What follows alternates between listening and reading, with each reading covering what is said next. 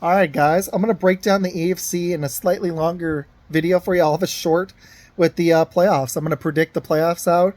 Coming soon, though, I've got some fancy football stuff for you guys and power rankings leading into the season. So, AFC South. Okay.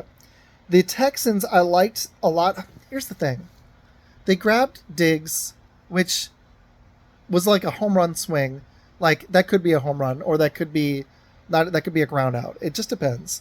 But I like some of the other moves they made. I think Mixon stabilizes the running back room unless he's just lost it. But I think he's got enough juice left for a year or two. And I like some of their defensive moves. Going out and getting Daniel Hunter.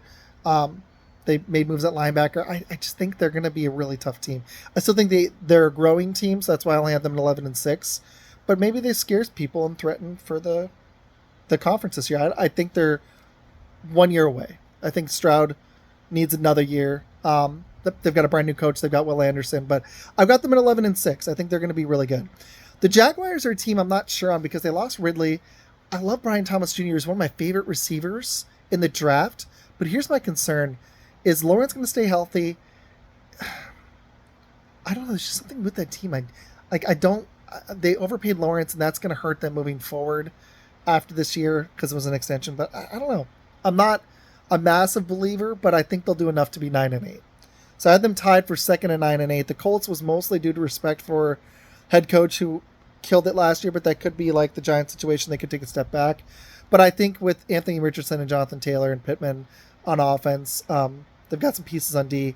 I think they're going to be a tough out every week, and I think they'll beat up on some of the bad teams on their schedule. I think they're going to just barely get over 500. If Richardson's healthy and dynamic, this could be way higher. If he gets hurt, even with Flacco at his age, though, I think that could be way worse. So a lot of it is contingent on Anthony Richardson's health. But I've got them at 9-8. Let me know what y'all think on that one.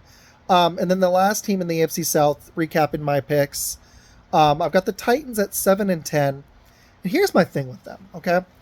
And I hate to just break it down to the quarterback, but Vrabel's gone, and they've made a move. They've made their move at quarterback, but they also let Henry go for Pollard, which is a step down even at Henry's age. But they did go out and they got Ridley. They spent money on D. They spent money on their offensive line. They got Snead. That was good. They spent money like they wanted to win and didn't want to be a rebuilding team. But a lot of it comes down to Levis. If he doesn't have it, it's not going to matter. So I had them at 7-10, which isn't terrible.